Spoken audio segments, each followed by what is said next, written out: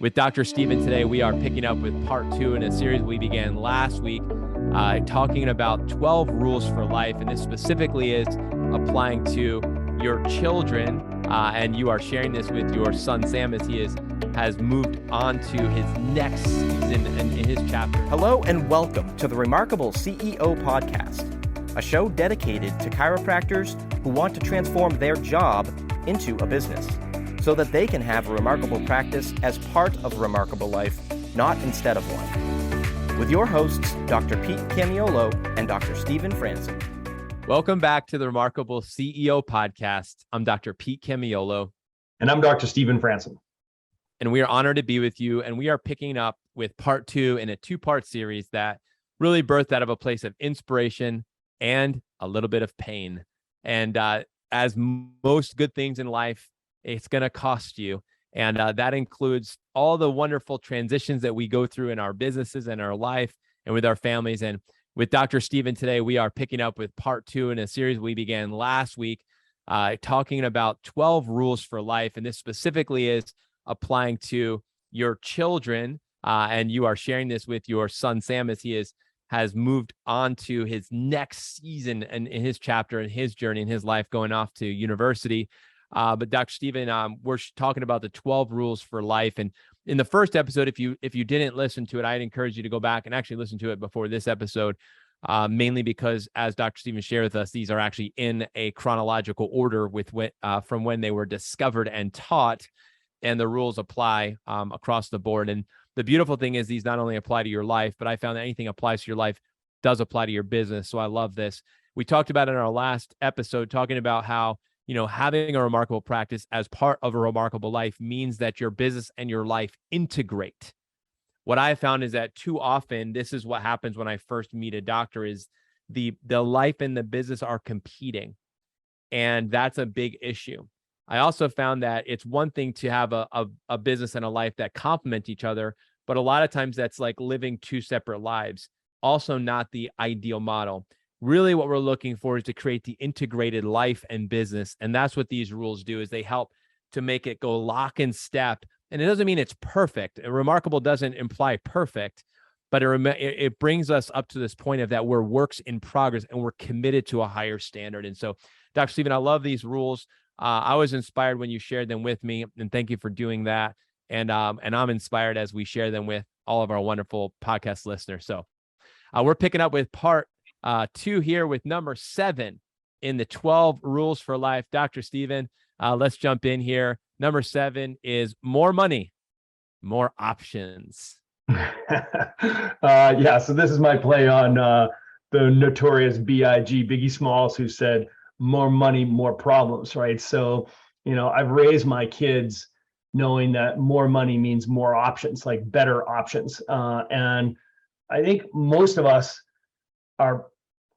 we're at a place where we're raising children at a higher level of abundance than we were raised in. Like there ain't no silver spoons here, right, Pete? So yes. We're always walking that line between, we just feel blessed and we're abundant and we provide for our kids. I had an extraordinary upbringing, but these kids are just operating on a totally different level. The lucky sperm club, we call them. It's like, let's face it, they live an extraordinary life, and we never want them to lose context for what that means. That we don't want them to feel embarrassed or ashamed of that, and we don't want them to lose any sense of gratitude around any of that. But we also don't want them to lose perspective around what all that means. I want for them to have aspirations and big dreams, but I don't want them to become materialistic. I don't want them to feel entitled or what have you, right? So I'm trying to equal parts inspire them to achieve and to reach higher and higher levels of success. In our world, that means more impact.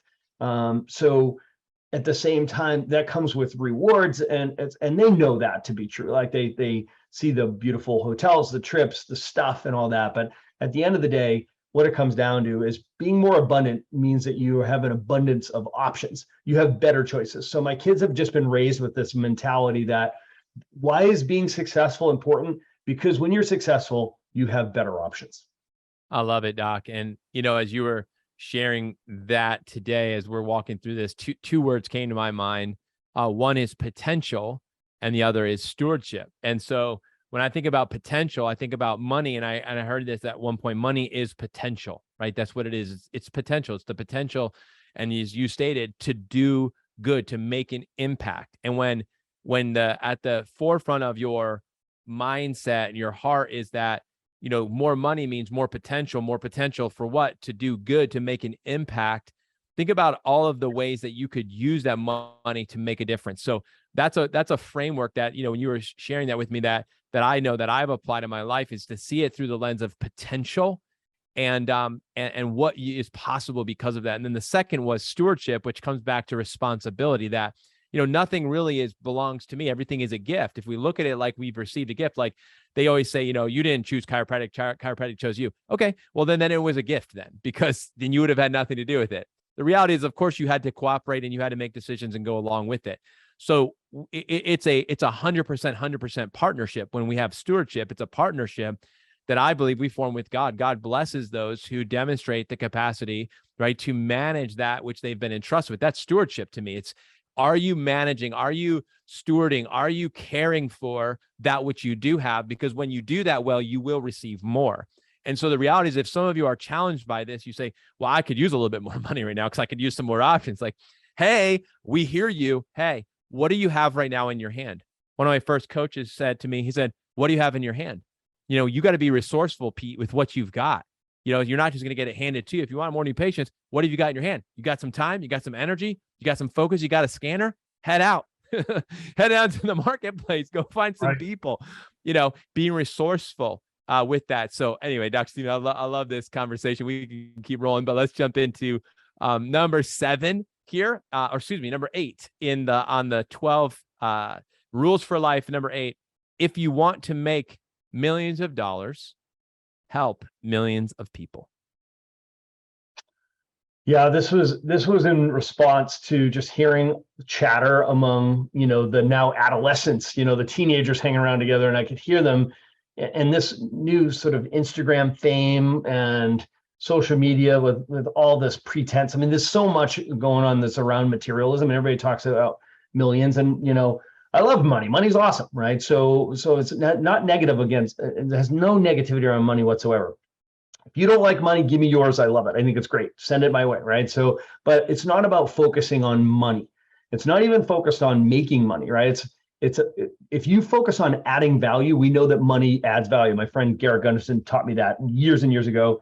Much to my kids' chagrin, because they've heard, yeah, I want money. Well, money follows value. What are you going to do to add more value to your mom? Like, go ask her if you can clean up the shoe closet or something. Like, go shovel snow, rake leaves, go do something to add value, right? So at the end of the day, if you shift your focus from just making money to adding value by solving problems for people, if you focus on solving a lot of problems for a lot of people, you're going to make a lot of money. That's just the law of the jungle, right? And it just keeps your orientation correct, and it keeps your priorities straight, and it keeps you focused on productivity, and it puts you into action.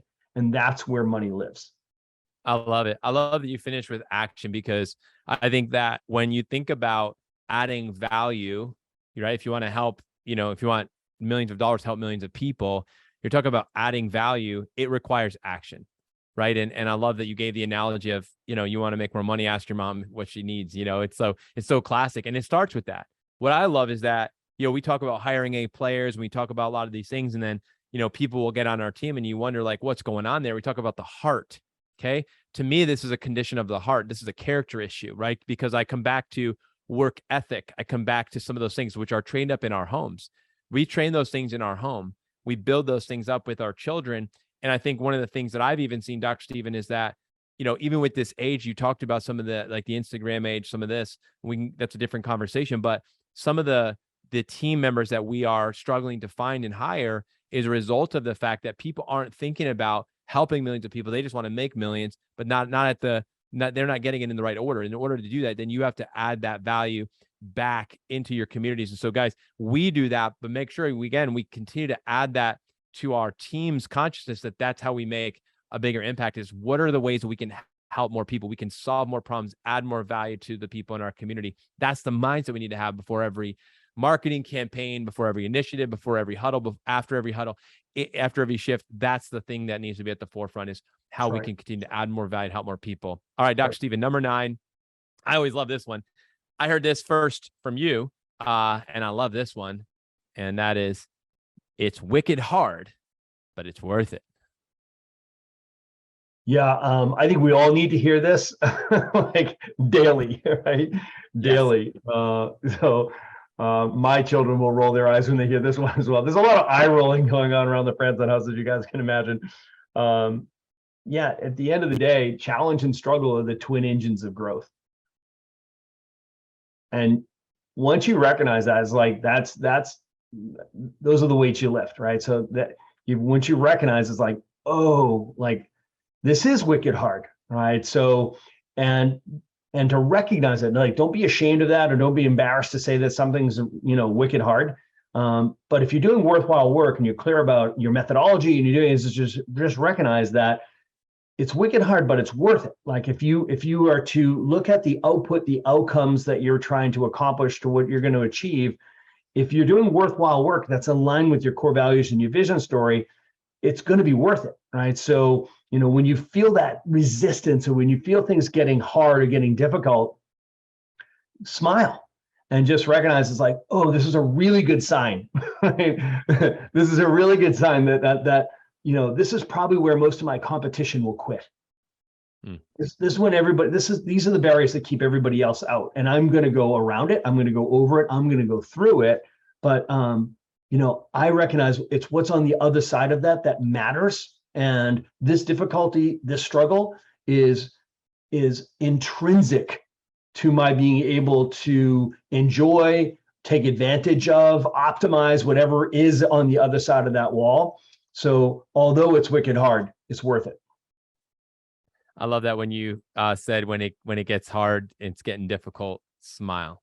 So good. I find that that little bit of wisdom there and that guidance, it's a small thing. It's a little posture, but that I remember, watching sports and, watching teams when they're down. And I've watched a lot of sports like you have throughout my life. And, I watch like to see and feel what's going on in the game, because you can feel momentum.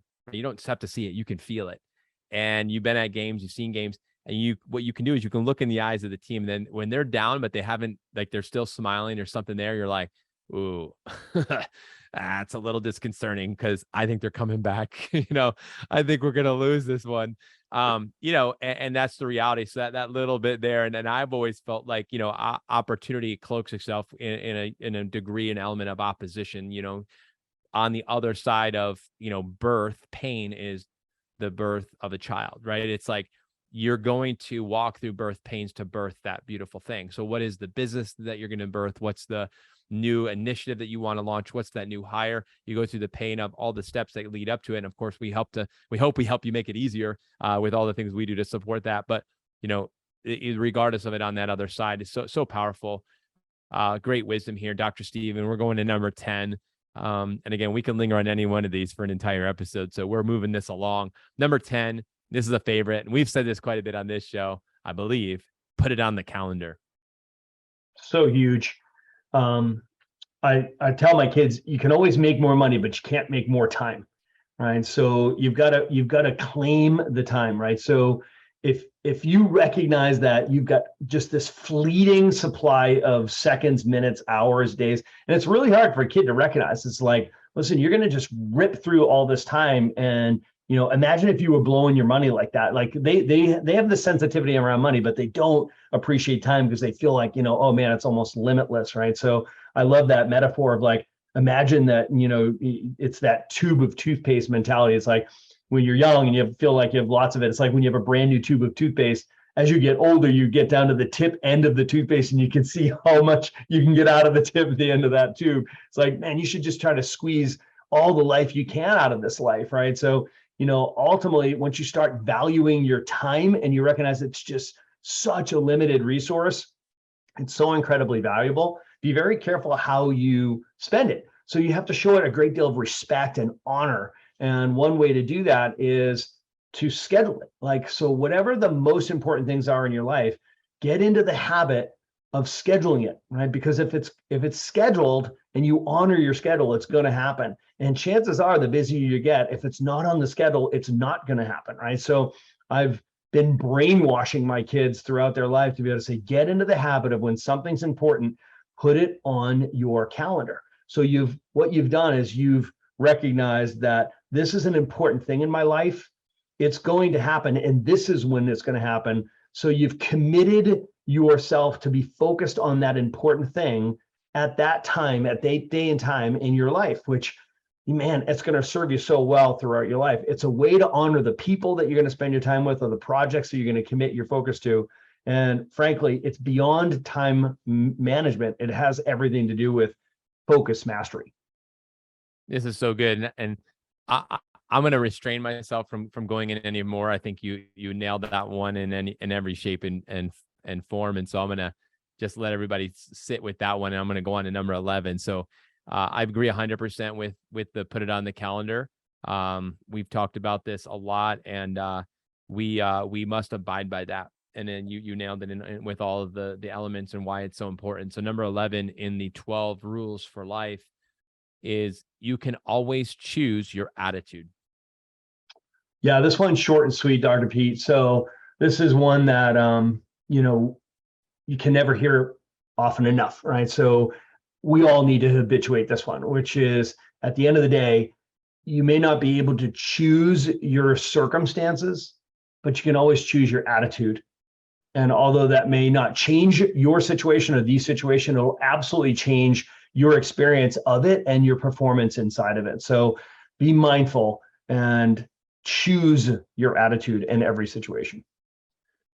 So I'm just going to share one thing on this, Doc, that's coming to me, and that's the importance of planning ahead. And I find that, being able to have a great attitude really requires, having a plan. And I found that, very practically, and we've talked about this as well, is, having your tomorrow planned tonight, like the night before the next day, is that you have that planned out, making sure you're taking that time each and every day, that morning rhythm, that morning routine, that morning ritual to get your day planned out and get that aligned. I found that really helps me with my attitude.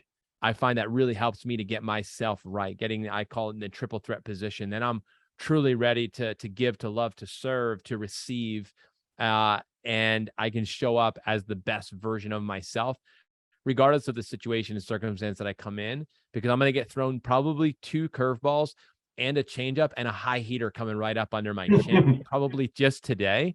So the question is are you gonna step out of the batter's box, get back in, and totally whiff at the outside corner? Or are you gonna get right back into where you stand? You're gonna reach across that plate. You're gonna hit it the opposite field. What are you gonna do? It's your attitude and how you show up when life hits you, when it comes at you, which it's coming. Number 12, Dr. Steven, we're gonna end with this number 12, the 12th rule for life. God is in charge, and He is good. Yeah, I'd be remiss if I didn't punctuate these 12 lessons with this one, right? So, this is a hard lesson to learn because, we have our own plans and schemes for life. We have what we think we want and we think we know best, and we can toil and we can worry and we can fret, but the essence of it, what I've taught my kids is, don't worry. Do not worry. It's one of the most common phrases in the New Testament, right? It's just do not worry, right? So literally, if you recognize, you're a child of God, right? And whose you are and who you are and whose you are is so critical to have this perspective on. Is like, listen, this is, he's got it and he's got me. And this may be what I think I want right now as far as an outcome, but he knows best and he's got a great plan for me. He's probably got a better plan for me. And I mean, we've both been in this situation, Pete, where we were hoping and praying for one outcome and we wanted this. We were like, this is the thing I want, man. I would have been so screwed if I got everything that I wanted throughout my life. And that includes my adult life, like well into being a CEO. I look back now, and one of the biggest lessons for me that I've learned is, thank heavens I didn't get everything I wanted, right? So that could just be the worst thing that happens to me. So trying to teach my kids early on just to take a beat, take a breath, right? And just lay it at his feet. And he's got a better plan than your plan. And, just work like crazy, but know that he's got it and he's got you.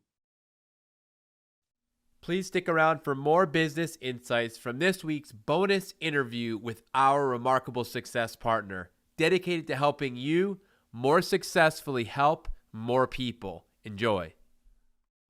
What's up, Remarkables? Hey, this is Dr. Sam Franson, and I'm here with Justin Maxwell from Big Life Financial. Justin, what's happening, brother? Yeah, thank you for letting me be here. I'm really excited, and I really appreciate the organization you built. It brings a ton of value. I'm really excited to be a part of it, and just really glad that we're up early in the morning and chatting. Man, we're excited to have you guys. Big Life Financial has been awesome for so many of our clients, so many of our remarkables. I've heard so many great stories, and I have my own personal story, so I'll share that when we wrap this thing up. But you know the story here. We do 3 questions. I've got 3 questions for you, and I want to help our membership, our listeners, our subscribers understand exactly what do you guys do, and how do you help them directly or indirectly help more people, and why should they connect with you guys? So let's get after it. So first question, why don't you just tell us a little bit about Big Life Financial? Is like exactly who are you guys, what do you do, and why should we care? Yeah, thank you. So Big Life Financial is a very specialized niche firm. Like we're in the hybrid space of we don't necessarily tell people where to invest their money. We don't give business coaching like what you guys do, but we're really centered on structuring business owners' lives in a way that helps them keep as much money as possible. So we attack tax strategy, we attack insurances, we attack just a holistic approach to what the individual doctor values, because that matters in what they want to accomplish, what legacy they want to accomplish. Do they have a family? Do they not have a family? How big of practice do they want? Do they want to expand? Do they want to stay small, or just not small, but do they want to stay in their own little individual practice? All of those things combine into a picture of helping the doctor keep as much money as possible. And then it rallies back around to, if you keep more, the doctor then can deliver more value, help more people, whether that's their family, whether that's the patients they're helping, whether that's getting their message out to the world more. By keeping more, you have more to deliver your value, deliver your message. I love that. All right, so let's unpack that a bit. So we've been focused quite a bit here on what we call the 5th domain. So everybody knows the 4 domains of practice success, right? Attraction, marketing, conversion, sales, retention, which is value delivery, and then team building. The 5th domain is financial, right? It's money, right? So it's looking at collections and capturing value, right? So we also know the 4 stages of value. So it's creating value, it's delivering value, it's adding value, and it's capturing value. Capturing value is getting paid well for the work that you do, right? So we add a lot of value, and we know the premise, money follows value, right? So it's one thing to make a lot of money. It's another thing to keep the money, right? So it's not just how much you make, it's how much you keep. And we all know that at the end of the day, we've got to pay taxes, right? There's death in taxes, but ultimately I say, I want to be the largest taxpayer I could possibly be, but I don't want to spend one more penny that I absolutely have to, right? So what can you do to help us keep more of the great money that we're making? Yeah, so we have a lot of different unique strategies, and it really boils down to, because the more money you make is exactly right. You're starting to creep up into tax brackets, and once you start getting to 30% tax bracket, it starts leaking away much, much quicker. You start notice, you as the doctor start realizing, wow, my tax bill is getting bigger and bigger. And a lot of times people just think I'm out of options. I just have to pay it. And that's not necessarily true. There are different strategies and different things that you can put in place. One of the lowest hanging fruits that we like to attack first with doctors is the research and development tax credit. And the reason we attack that first is because it's likely that the doctor has already done the work, done the behaviors to qualify for it. They just haven't claimed it yet. And so what we can do is we do a 3-year look back. We look to see, in 2018, in 2019, in 2020, did you do the behaviors necessary? And was there a credit generated that you should have claimed back in 2018, back in 2019, but you didn't? And a lot of times, most of the time, like probably 8 out of 10 chiropractors that we look at that gross $500,000 or more qualify for this. So most of the time they've qualified for it, but not claimed it. And so what we do is we do the look, we see if you qualify, and then we go back to the IRS. We help you tell them that, hey, I should have claimed this credit. I didn't realize it was available to me. And then the IRS will send you your tax dollars back. So for most chiropractors, it sits pretty typically between about $10,000 to $25,000 that's on the table at the IRS that they didn't have to pay, but because we're able to help them bring that back, they were recovering that $10,000 to $25,000. And that's a big deal. That's a lot of money. Like, just think about how much effort you put into earning $10,000, like how long it takes you to get $10,000 in from your patient, from your practice, from your system, or 25,000, whatever number it is. Think how much effort it takes to get that. But now we're just one quick meeting. We're able to pull that money back. It's back in your life. You can bring more value. You can invest in your people, invest in your practice, invest in your family, whatever you want. So that's one easy, quick method that we use to help bring value and help people keep the money that they've already made. Man, I didn't need to hear that story twice. I heard Derek Van Ness tell that story, and I called him immediately. And I said, all right, help me understand this, because I know that, my ears perked up, which means that I think every chiropractor in the room's ears perked up. I'm like, you can help our people reclaim some of the, the monies that they've already paid in taxes in the rears, getting back, some of the monies, the deductions that they didn't realize, right? Some of these hidden deductions, right? So, I hired him myself. Big Life just went after it for me, went back 3 years. And, truth be told, I had some trepidation. I'm like, oh my gosh, is this going to red flag me? Am I going to end up getting audited? What have you? But I did my homework on this, and, this is something that I can personally attest to. I got $27,000+ back for 1 year so far, and, those were 27,000 of my favorite dollars, and they came back directly from the IRS, a check from the IRS. And, I'm waiting on my next 2 years. So, what I can tell you is my personal experience with it has been fantastic, and I'm excited by it. I vetted the system and the theory, and of course you guys, and man, it came up 3 thumbs up. So, I'm an advocate of it. I know that we're approaching our 10-minute mark here. And I also know that we're approaching a date that we want to make sure that if people want to be able to go back to 2018, I believe it's April 15th. We've got to get this process started. If you want to be able to go back to 2018, 2019, 2020, if you want to capture 2018 without that expiring, is the date April 15th? Is that a deadline that we need to be aware of?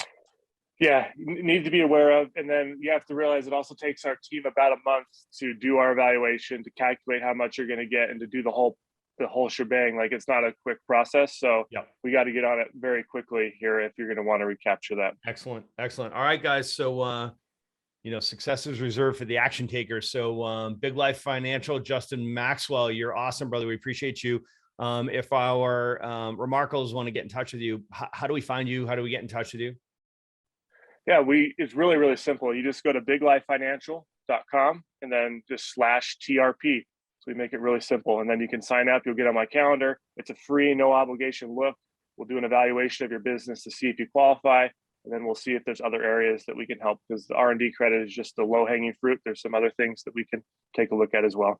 Awesome. All right. So Big Life Financial .com/TRP. Is that correct? Yep, correct. And we will put it in the show notes as well, so you'll be able to get that link. Justin, thank you so much, man. You guys remember, it's one thing to deliver value. It's another thing to add value and to capture value. It's another thing entirely to be able to reclaim and keep the value, right? So make sure that you're putting those monies in your pocket, because we all know the truth that money follows value, and you deliver so much value in your community, man, you should be keeping the lion's share of that. So, all right, Justin, thanks so much, man. God bless. Have a great week. Yeah, thank you. Appreciate it. Thanks for listening to this episode of the Remarkable CEO Podcast. Remember, what the world needs now is chiropractic, and what chiropractic needs now is more successful chiropractors. If you like this podcast, please subscribe, share with a friend, and leave us a review. And if you'd like to connect with us personally, direct message us on Facebook, LinkedIn, or Instagram. Now go and be remarkable.